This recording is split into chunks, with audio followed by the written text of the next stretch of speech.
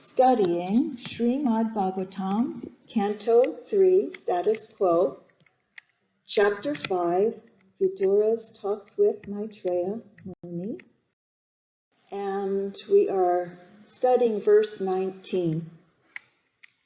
A very interesting, appropriate verse for today's hot topics, population control.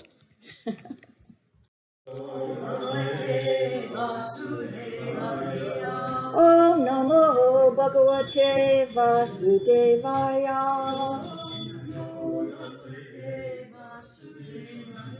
Jai Panchatattva.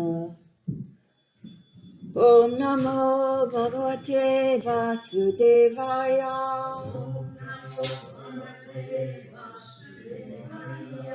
Om Namo Bhagavate Vasudevaya.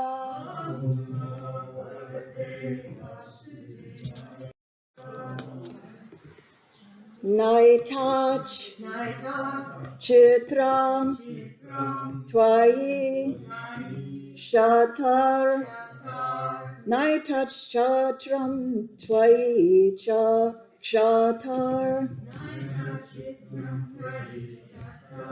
Bararayana Viryaje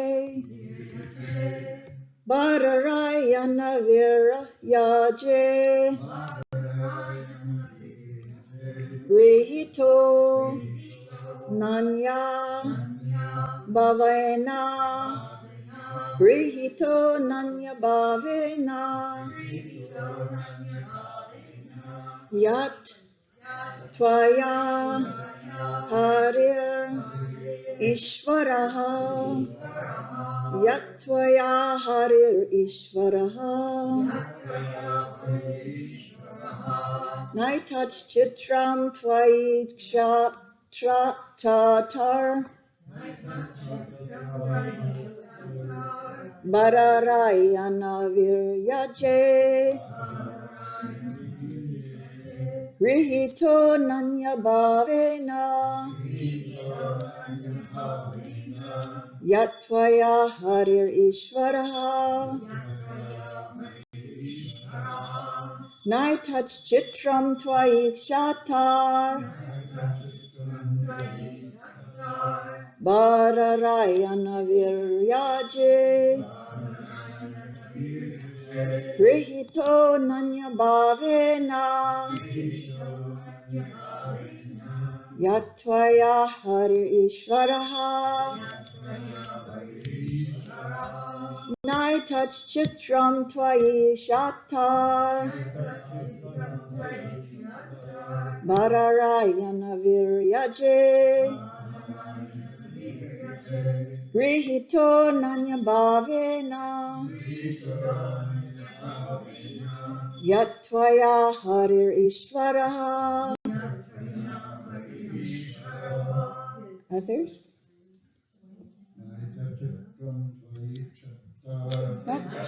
Chitram Tvaye Bararayana Viryaje Grihito Nanya Bhavena Yatvaya Hari Ishvaraha. Anyone else?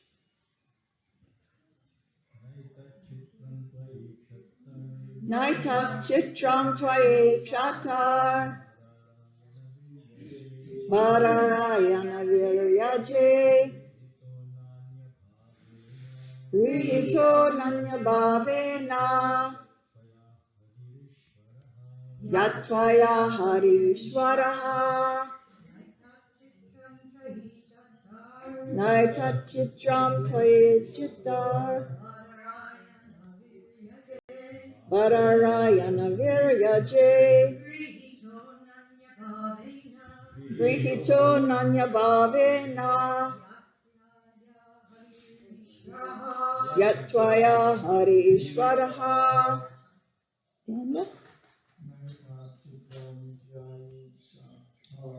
Naita Chitram Tvaye Chatar Pararayana viryaje Grihito nanya bhavena Yatvaya hari ishvaraha. Synonyms. Na, never. Etat, such inquiries. Chitram, very wonderful. Twai, in you. Shataha, oh Vidura. Vadarayana, oh Vyasadeva.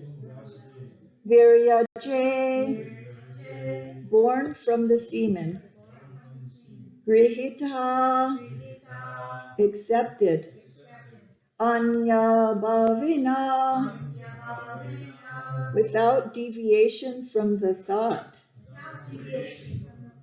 Yat, because. Traya, by you.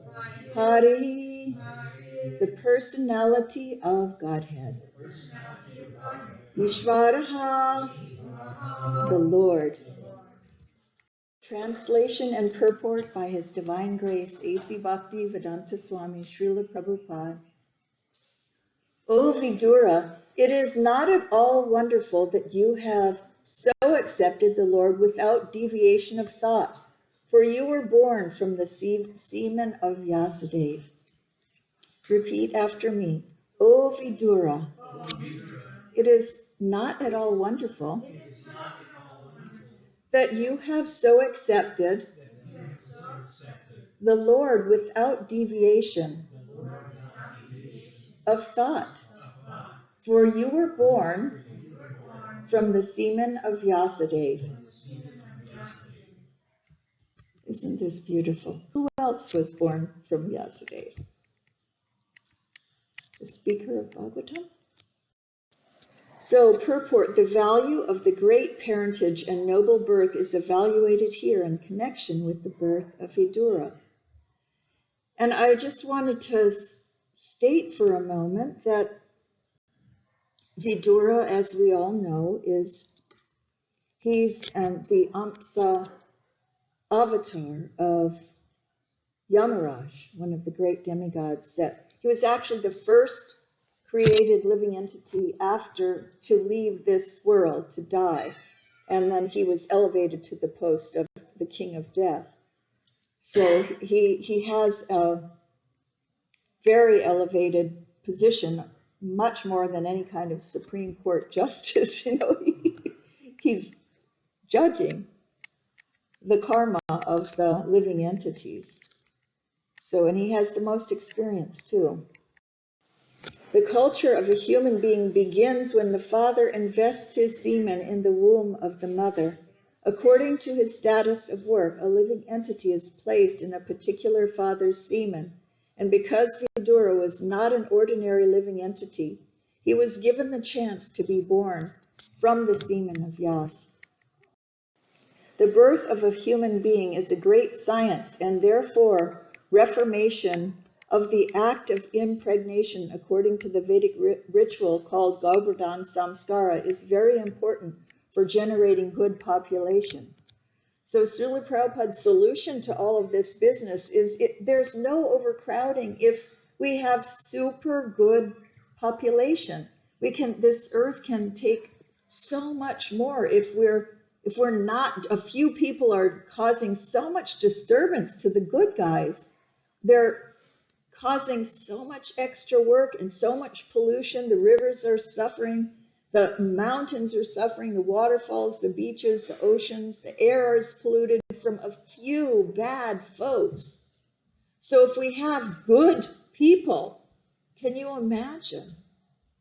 So Prabhupada's solution to this problem of population is you bring in good ones, and there's a conscious effort to that, and it's called garbhadhana samskar. We have a special program for that, bringing in good. The problem is not to check the growth of the population, but to generate good population on the level of Vidura, Vyasadeva, and Maitreya. Can you imagine? That's real population control on an auspicious, wonderful, we're bringing in satsang. We're fulfilling what Prabhupada said. Prabhupada said that the demigods will line up to take birth in this movement. It's so auspicious, such a wonderful program that we have, singing, dancing, chanting, and feasting. Such a wonderful program. Satsang, Krishna Katha. I mean, what could be more wonderful than that, except for if our mind is tainted and our mind is polluted and our mind is corrupted, then we won't have that taste. It'll taste like bitter sugar pill for a jaundiced person because we're corrupted by that pollution of Kali. So there is no need to check the growth of population if the children are born as human beings with all precautions regarding the birth. And there's an article in India that there, because it's funny, you know, one of, we have a Pujari at Vrindakun, and he had 8 sons and a daughter, and we're supporting him. And so Devi Shakti was saying, enough already, you know, this family, your family is getting so big, it's costing us so much money to support. And he said the Brijbasi Vrat is to have as many children as possible. We take a vow. We have as many children as possible so that we can populate the earth with good progeny. So this is really important. It's not to limit birth control and all this horrible stuff that's going on. They think that limiting population is by birth control or abortion. I mean, such slaughterhouse mindset. But no, real population control comes from conscious effort to change our consciousness, to invite high quality living beings into our world and into our lives to help us on the path of devotional service. So-called birth control, and this is Prabhupada really hammers it on the head, so-called birth control is not only vicious, but useless. So now in India, there's this big thing, family planning. And they're going around to the villages, and it's kind of horrible. They're asking men to sterilize themselves. It's so dreadful that this is what's going on. They think that population control, they think of it from a manual, mechanical kind of extermination or terrible place. And right now, this subject matter is being discussed like anything in social media, population control 2030. They're saying that we have to worry about the Earth's resources. We do, right now we have to. What are we doing to Earth right now? Because of COVID, what has happened? Actually, it's great. The rivers got cleaned up because we're not polluting them. The air, they say you can finally see the Himalayas again. You haven't seen them for years because we're not messing it up. We're being locked down. And Mother Earth is saying, thank you. These humans are so pesky. Look what they do to me. They just keep polluting me terribly. So if we had good people, conscious folks that wouldn't just spew out all this toxin continuously and pollute the atmosphere, there would be a lot more room for everybody. But because the air is polluted and the water is polluted, these are big problems. Mother Earth is starting to withhold her resources. She's saying, this is rough. I saw a cartoon. I wish I could have put it here. It's a Earth with a thermometer in her mouth. And she says, I've been infected by humans. So Vidura, we want to take a look at Vidura because he's such a prominent personality in the Mahābhārata. And what had happened was he got cursed. He got cursed to take birth as a Sudra because his judgment was impugned. And there is a saying in the law book of Manu that anyone under the age of 15 is the karma for their activities is taken by the parents or their guardians. And so when Manduka Muni was called on the carpet for something he had done as a young boy, he cursed Yamarāja, he said, you're not really qualified to judge. If you're going to take the activities of a young boy and make me suffer them out, after all this austerity and living in the hermitage, I've been falsely arrested, falsely accused, and now I'm going to be impaled on a spike because you're saying I did this to an ant when I was a child. You have no ability to judge. So with his brahmatage, he cursed him. You will take birth as a Sudra. And the thing about Yamaraj, he's a servant of Krishna. He's a demigod. He's in the administration. And he was like, oh my goodness, like this seems unfair also that I'm now in this situation. But it was assured, actually, don't worry, because as a demigod, you don't get direct contact with me, Krishna. But you're going to take birth in a situation where you're going to have the direct association of me, the Supreme Personality of Godhead. So if we get ourselves into these kind of positions that seem very unfortunate and there's no way out and it seems very unfair, we have to go to Krishna. We have to take shelter of the Lord, and we have to find out exactly how is this His mercy, because ultimately and eventually we'll understand how it is Krishna's mercy that we're in this special merciful predicament. And if we look at the history of all the great Mahajans and all the great devotees of the Lord, they're put into intense predicaments. And in every single case, Krishna saves them. In every case, Krishna ultimately puts his foot on the head of Bali Maharaj or saves Prahlad Maharaj. In any case, every case, Krishna comes to the rescue. So now it's saying here he was Vidura, one of the prominent figures in the history of Mahābhārata, was conceived by Vyasadeva in the womb of the maidservant of Ambika, mother of Mahārāja Pandu. He is the incarnation of Yamarāja. Being cursed by Manduka Muni, he was to become a Sudra. And when you think about it, he was indirectly, it is said, now the demigods and the associates of Krishna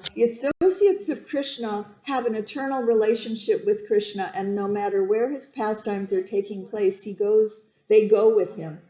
They don't remember what went on before. Only Krishna knows what has been going on as Trikalagya. He knows past, present, and future, and all of the activities, but his own personal associates don't recall. The demigods also don't recall. And he took birth as Vidura, and he was in a situation where he was going to get Krishna's direct association. It's so blessed, so very, very blessed. And if you think about it a little bit, now he's in a situation where he's noble, but he's also running the gamut. He's going from noble to Sudra. So he has everything there in his consciousness of what it's like to be low class and what it's like to be high class. In a sense, you could really imagine that would assist him in his ability to judge others later on, because now he knows what it's like to be coming from every position. Once upon a time, the state police caught some thieves who had concealed themselves in the hermitage of Manduka Muni.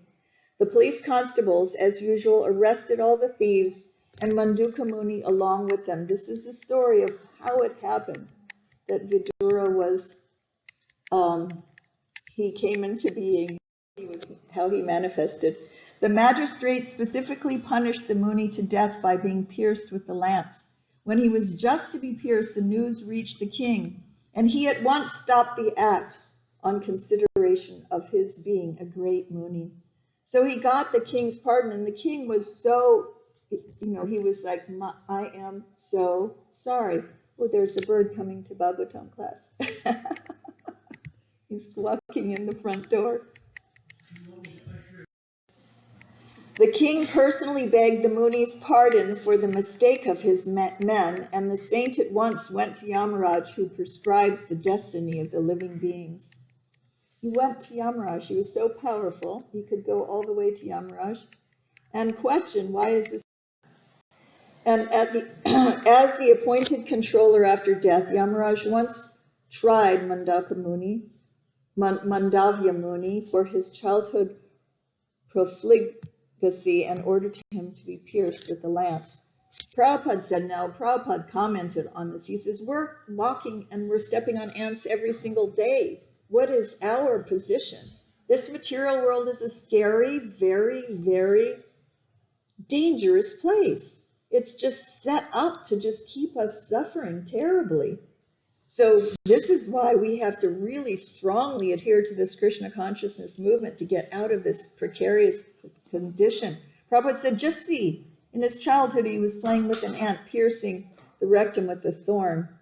That is also taken account. All right, you will be punished. Just see how the finer laws are there in nature. So Manduka Muni did that. Therefore, it was recorded. He should be punished like that. Mandavya, being angry at Yamarāja for awarding him undue punishment, cursed him to become a Sudra, member of the less intelligent laborer class. Thus Yamarāja took birth in the womb of a Sudrani. This mysterious history of Vidura was known to Maitreya Muni because he happened to be a contemporary friend of Vyasadeva's. To take birth in such a great family is understood to be an advantage for attaining devotional life. Vidura was given this chance due to his greatness. And in Srimad Bhagawatam 1:15-49, in the translation and purport, Prabhupada says, Vidura, while on pilgrimage, left his body at Prabhas. Because he was absorbed in thought of Lord Krishna, he was received by the denizens of Pitri Loka, where he returned to his original post. The difference between the Pandavas and Vidura is that the Pandavas are eternal associates of the Lord, the personality of Godhead, whereas Vidura is one of the administrative demigods in charge of Pitri Loka and is known as Yamarāja. Men are afraid of Yamarāja because it is he only who awards punishment to the miscreants of the material world. But those who are devotees of the Lord have nothing to fear from him. There's all kinds of other stories about Yamarāja. He started out really beautiful, very, very handsome, but the ladies were getting attracted to him and it was causing some difficulties. So anyway, then he ended up losing his beauty. He was cursed and his teeth got all crooked and everything. So he was asking, please, can I get that back? But it was an obstacle to his service. We all have service to render. And if something is an obstacle to our service, we have to be careful to use everything in Krishna's service. What is it he wants us to do? And if we don't use it in Krishna's service, then it'll get taken away because it becomes an obstacle. Prabhupada says we become puffed up by borrowed plumes of the Lord. So at the end, he was received by the denizens of Pitri Loka and posted in his original position. The demigods are also associates of the Lord without personal touch, whereas the direct associates of the Lord are in constant personal touch with him. The Lord and his personal associates incarnate in the many universes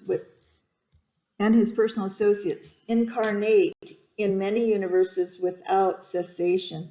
The Lord remembers them all, whereas the associates forget due to their being very minute parts and parcels of the Lord. They are apt to forget such incidents due to being infinitesimal. This is corroborated in Bhagavad Gita 4:5. Oh, I'm really early in the end of my slideshow, but we can talk about this.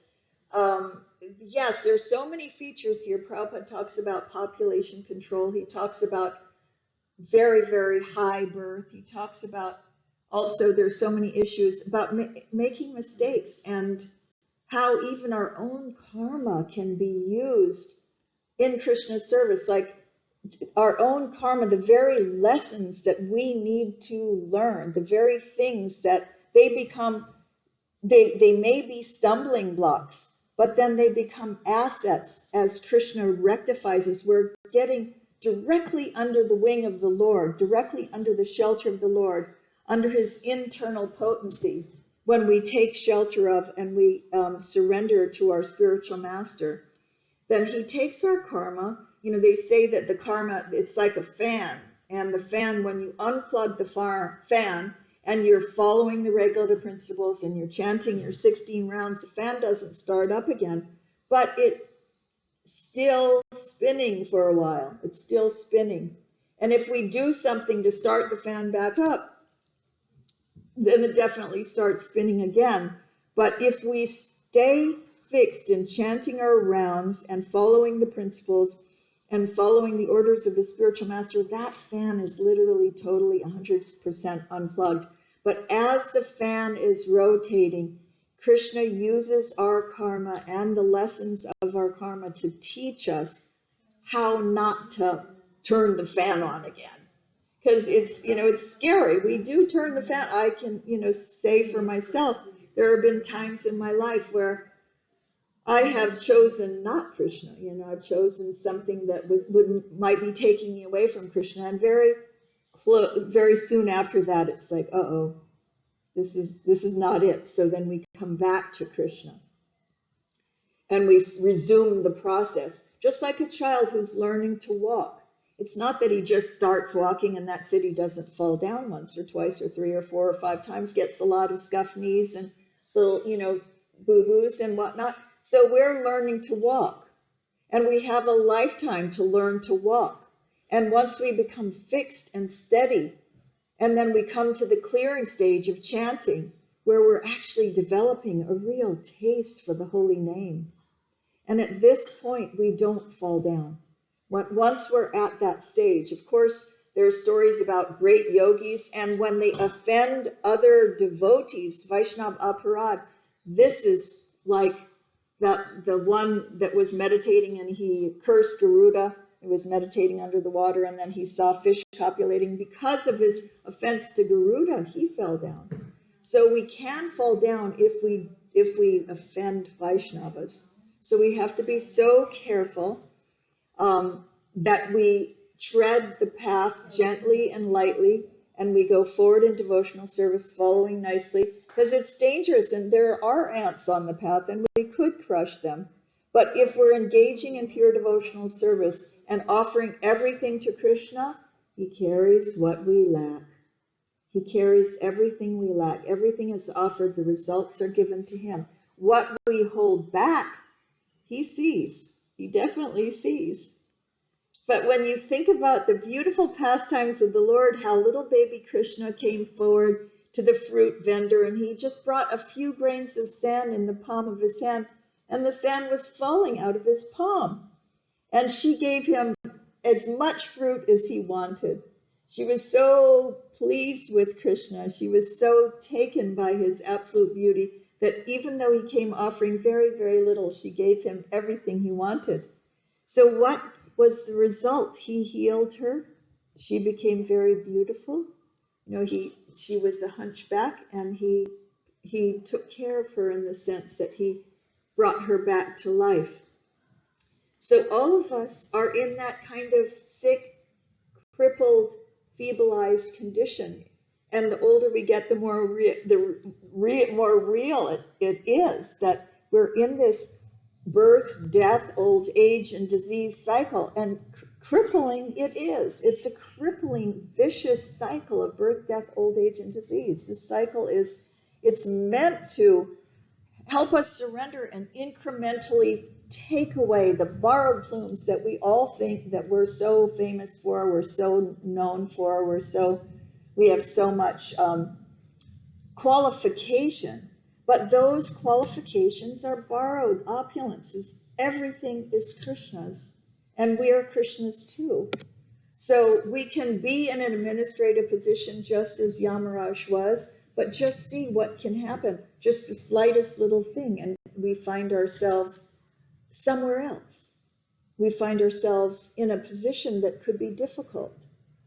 So we have to very carefully traverse the path of devotional service and make sure that we are gentle, kind, and compassionate, that we associate with devotees as equals. We associate in friendship. and those that are beneath us, who it appears that they are beneath us, we help them by training them and sharing Krishna consciousness with them. Those that are superior, we offer service and we make sincere inquiry from them. And we have to be very careful to act in this way. If someone appears to be beneath us, we need to gently and very nicely encourage them and teach them and train them in Krishna consciousness. And so if they're sincere, they'll accept. If they're sincere. And even they may have sincerity that might be covered over with some of the adhikar of their material life. Like someone said to me, I have a degree in teaching. I'm, a college graduate. And they felt that was a very big qualification for them, even though they were a brand new devotee. They were having a hard time taking instruction. And so the adhikar of their education was even getting in the way of their surrendering to Krishna consciousness. So we have to be careful that we use our intelligence in service and don't let it be an obstacle to staying in service. Don't let it be something that feeds the ego. So we have to look at ourselves and test, where are we coming from? Are we coming from a position of ego and defense? Sometimes I see myself in a defense mode, and that's on the animal platform. That mode of defense instantly puts me on, eating, sleeping, mating, and defending. It's animal. Human is to be above that. They say to err is human, but to forgive is divine. So we're given an opportunity to add Krishna in our life and be very forgiving, like Haridas Thakur, who was beaten in 21 marketplaces. He kept on chanting. It wasn't going to stop him. Nothing would stop him. Nothing could stop him. He was the Harinamacharya. He was setting an example of tasting the holy name, and an incarnation of Lord Brahma, who had taken position as an outcast. So just see how this situation is. You've got these great personalities taking birth as outcasts. How is that? And one could think, we took birth in the West, and when we were first going to India, they called us mlechas and yavanas. But why did we take birth in the West? Why? Because Krishna has a plan. He has a plan that when the pure devotee comes, the devotees rally. They come forward. They answer the call of Prabhupada's kartals. Krishna's flute, Prabhupada's kartals. He began chanting the holy name of the Lord under that famous tree in Tompkins Square Park, and he assembled his Vaishnav devotees of the Lord. Some of them were already taking classes in universities, studying Hinduism, studying Vedanta, studying the Yoga Sutras. Some of them were already trying to adhere to their roots. In fact, Mahārāja just left, and I just got an inquiry. Maybe you can answer it. It's someone who's IT fellow. He just wrote in the email, and he wants to study with us. He's actually talking about moving here, but I was saying, I'm thinking he might be better to just do everything online. And he sounds like a really intelligent person he's an Indian, who wants to study his roots. And he wants to get really serious about the samskaras of his bloodline, and that which is really, really much more important, this Krishna conscious movement. He's made of a success of his life, and now he wants to add Krishna. So I'm feeling like he needs to be handled in a special way. So it's a beautiful thing, it's a very beautiful thing when somebody has succeeded in every way, shape, and form. They've already succeeded, and now they've come to the place where, okay, just like Vyasadeva, I've benefited all of humanity with all of this information about how karma kanda and how to advance materially, artha, kama, moksha. I've given them so much information, but I'm not satisfied. And in the same way, any human being, they can succeed. And what did Prabhupada say the extension of sex life was? Philanthropy. He says it's just an extension of sex life. Okay, I've got millions and billions of dollars. Now I'm going to do some philanthropy.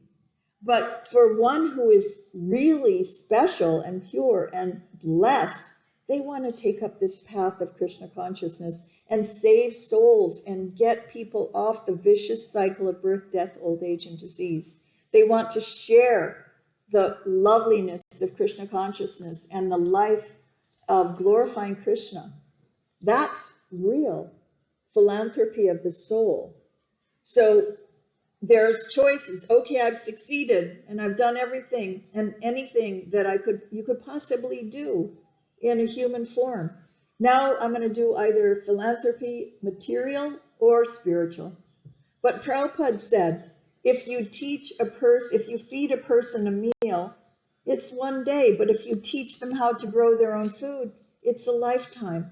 So in the same way, if you teach someone how to get off the wheel of birth, death, old age, and disease, so they don't have to keep suffering, then you've solved all their problems, really, fully. And you've gotten them back on their swadharma, their eternal position of servant of Krishna. They're no longer fettered by these ball and chain of birth, death, old age, and disease. And no longer under the grips of Yamarāja. No, Yamarāja has now had, can you imagine, he's been with Krishna, he's been advising the Pandavas how to escape his own son, whom he doesn't really realize is his son, because Yudhisthira is his son, his son from Kunti. So he's doing all this to take care of his progeny without knowing. We don't even know who one another are and how we've been associated with one another for birth after birth after birth after birth. We may have been in all kinds of relationships with one another. And again, we're put into relationship. How? To help us take shelter of Krishna. That is the highest way in which we can relate. That's real satsang. So Vidura was constantly showing them the way out of the house of lack, telling them about there was this big, terrible thing. And to the point where, what did Duryodhana do? He insulted him so terribly that he just left home. He wasn't attached. He just left home. Are there any questions or comments? Yes, Adide. Why would we actually discriminate? Because even Shudras, they are part of the whole body of Varna and Ashram system. So why should we say, oh, Shudras are lower class? Should we, because without them, the other three classes are looking for you're absolutely right. As for Devi Varnashram and the conception of Uttama Adhikari, all are equal in the eyes of Krishna, in the service of Krishna. Doesn't matter if you're Sudra, because we're all actual servants. Everyone is servant. Serving senses, serving a master, or serving Krishna. We're all Sudras. And here in the United States, it's even more obvious because we don't have, we are the people who clean the toilets. We are the people who sweep the floor. We are the people who do the dusting. And so the classes are a little less pronounced because we wear all the hats. So for Uttama Adhikari, they do not see distinction. They see everyone as servant of Krishna. Verse 3 of Shudras, the lesson position. So, in that sense, Krishna is making discrimination. Well, Prabhupada, just like Prabhupada said, if we think we're that, if the first identification is I am Krishna's devotee, then everything else after that is a subset. It's not, the first identification is that I am Krishna's devotee. no matter what situation we find ourselves in, with Shakti, with like Arjuna, with all of these weapons that ended up not being effective at some point. He turned them all in. It doesn't matter. Even the gopis, you know, they were on the boat and Krishna was kicking up a storm and they had to throw all their ornaments and all their sweets and everything away. Everything's meant for the service of the Lord, for the pleasure of the Lord. And he takes and he accepts our service, or it's whether he accepts or not what we're doing. He needs to accept. It's for his pleasure. And he can even reject it. So, and he plays with us. He does. He certainly does. Anything in relation to Krishna, just like it says, even if he handles me roughly by his embrace or makes me brokenhearted by not being present before me, still he remains my Lord unconditionally. So that is the position of the devotee, no matter what. And it says here in this particular, in the studies that I was doing, if something seems particularly strange or unfair, look for Krishna there. Krishna is somewhere hiding in that circumstance because he has a plan. And he's going to give because it says in Bhagavad Gita, declare it boldly, my devotee will never be vanquished. So that's the most important thing, that we're Krishna's devotee. Everything after that is unimportant. Hare Krishna. Any other questions or comments? Lily? There's one more point about the overpopulation. Yes. And of course, we follow what Prabhupada says. Then, if we see the practical aspects of, let's say, in a family where so many children, but then if the parents, are not financially stable to provide for all of them, there will be so much suffering for all the children. So, how do I address that aspect? Well, you guys say, oh yeah, go on, as many as you can please, but then who's going to, you ought to have to take the responsibility to maintain it. yes, you do have to take responsibility. But if we take our responsibility as a devotee of Krishna seriously, mostly when you see these problems, Jai Shri Shri Panchatattva, where you see these problems of indiscriminately families that aren't being provided for nicely, they're not devotees. They're not taking that first obligation to devotional service seriously. And without that number one in front of all the zeros, it's a lot of zeros, as Prabhupada said, useless. So if someone is just having many, many children without Krishna in the center, like even Srila Bhaktivinoda Thakur said, if I could have one pure devotee son, I would have sex 100 times. So that being said, it's a big responsibility, and that's why there are certain rituals for inviting high-class living entities into our womb so that we can serve them. But do you think that those families with big populations are doing like that? No, they're not planning it like that. They're not doing it as a service to Krishna. If it's being done in service to Krishna, then everything is properly situated. If it's not being done in a service to Krishna, then it's not. Yes. That's why Srila Prabhupada recommended we do the garbhadhana Yes. when we have children. Yes. It attracts, because the type of soul that's attracted to the womb is at the time of the consciousness of the parents. Absolutely. The parents are thinking, how can I enjoy? They're going to get and enjoy it.